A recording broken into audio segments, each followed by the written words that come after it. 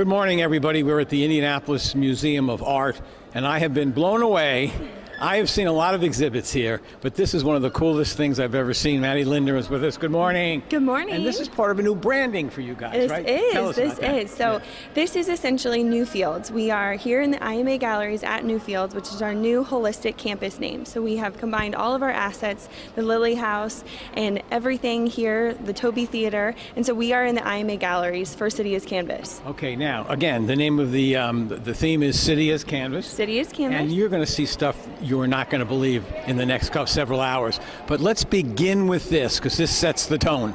Yes, this is the title wall for City as Canvas. So we had two local artists, Nathan Storm and Nicholas Smith. And we're watching them now creating this. We are. Yeah. And they essentially spent 8 hours here at the museum graffitiing this. So we had to cover love, it was on a Monday, and they spent the whole day actually doing two different styles and really showing us what graffiti was all about. Working together. Working together. Well, that's kind of unique, isn't it? Yeah.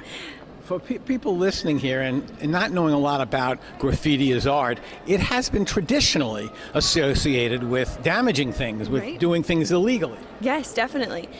And here inside the exhibition, you see many different examples of just even photography of artists at the time and pictures of what they've done. But at the end, I think it's really us in the evolution of realizing it as art. I want to take one quick peek in here because we're running out of time. But what's cool about this for me is I'm a New Yorker, and I went in there and brought back a lot of memories. Yes, this intro part is all about really bringing in the New York City in the atmosphere that you see there. In the 70s and the 80s. In the 70s and 80s. When graffiti was a boom. Yes. Wait till you see the rest of this exhibit. It is really one of the most astounding ones I've ever seen. We'll be back. Good morning. We're back here at the Indianapolis Museum of Art with Kara Baldwin. Good morning. Good morning. For those who are just joining us, and I hope they can go back on the website and look at it, we are in a brand new exhibit. We're at Newfield. Yes. What is this exhibit? It's so different. This is City as Canvas. It's New York City graffiti from the 70s and 80s. It features some of the top artists at the time. And one of the things we tried to do was just bring New York from that time alive here at Newfields. And for a long time, people thought graffiti as criminal, as something to be discarded and not thought of as new and original, right?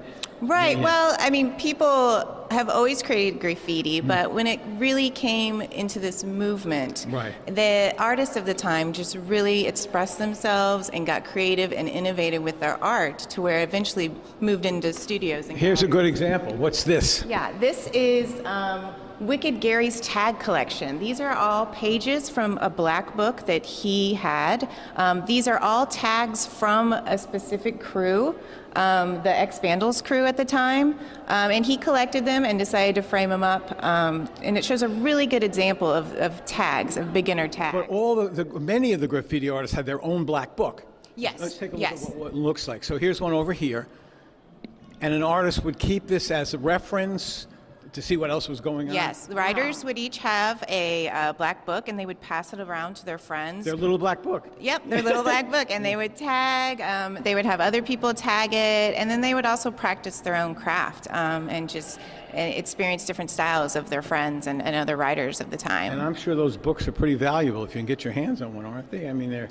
Well, it's pretty amazing that this collection actually has a ton of black books, and you'll see them throughout the space and examples of them. Tell us about the digital we just what we wanted to do is make sure that people could go from the first page to the last page of a black book, so you could really see the different styles, different techniques that people use. Some are like really simple, and some are really, really elaborate pieces. I'm going to end this. We'll just take a shot across the bow here at the phone. Why is there a phone? A phone from the 70s. We have 8 payphones throughout. They're listening stations. We have 3 artists that just kind of tell us about different topics, New York at the time, black books, all of the different topics are talked about by these artists. And we just wanted to make it a little nostalgic and do something different. Well, in the 4 segments we have today, there's no way I can cover everything. We have 2 more segments. But if you walk through this incredible exhibit, you will see some great graffiti from New York. Is it mostly New York? It is just New York. Just New York. New York City, yeah. Mostly from the 70s and 80s. You've got to come and see this, but stick around. We've got 2 more segments.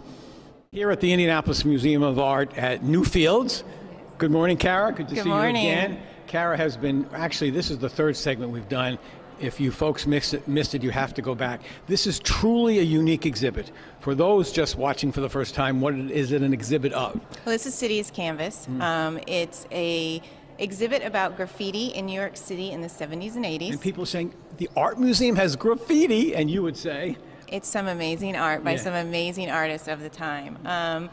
Some examples of people who are featured here are Lady Pink, Lee, Zephyr, Futura. These are all really, really important names from the graffiti movement from the 70s and 80s who are actually still doing work today. And I think there are some people out there listening who don't realize that those graffiti experts are true artists and became well known. Absolutely. Yeah. I mean, we feature Keith Haring in the show, which is well known. Yeah. And some of these artists went on to be famous artists, famous graphic designers, had amazing careers in their field. So, And the interesting thing about this is that there is actually, well, this is a great one here. I'm just walking over here. Look at this one here.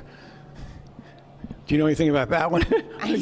I know I picked the one you don't know. of course. Yeah, okay. But anyway, this is an example. That was placed on some building or whatever. Yeah, it looks like a refrigerator door. Okay, let's do the, that's fine. I threw you a curveball there. Yeah. You must have thousands of pictures. I don't know the content. I just create this Okay, stuff. tell me about this. Sure, this is our, get over here. Yeah. This is our digital graffiti wall. Basically, this is a infrared spray paint camera.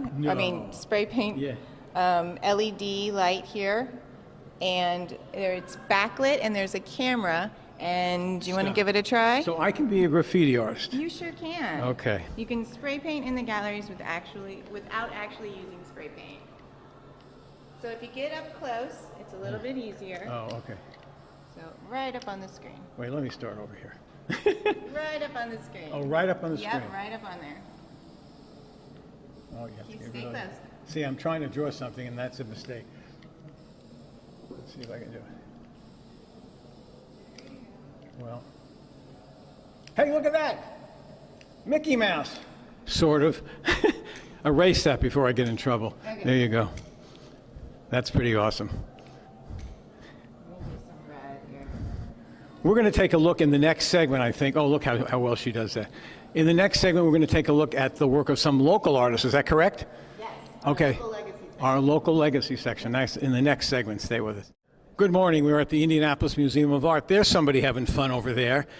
This is an entire exhibit of graffiti from New York in the 70s, in the 80s.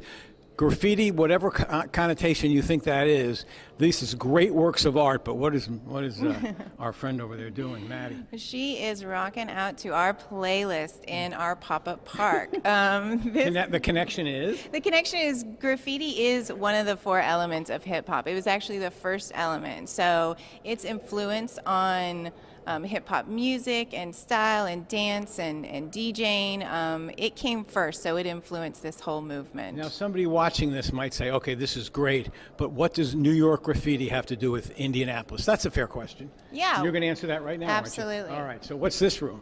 This is our local legacies room.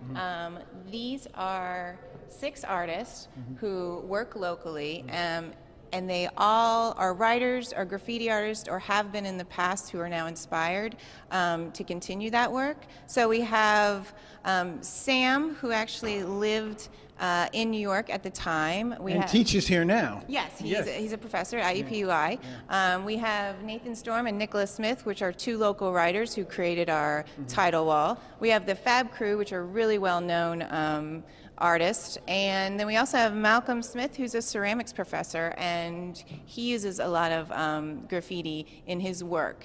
And to wrap things up here, and I can't stress everybody what an incredible exhibit this is, what's that video over there?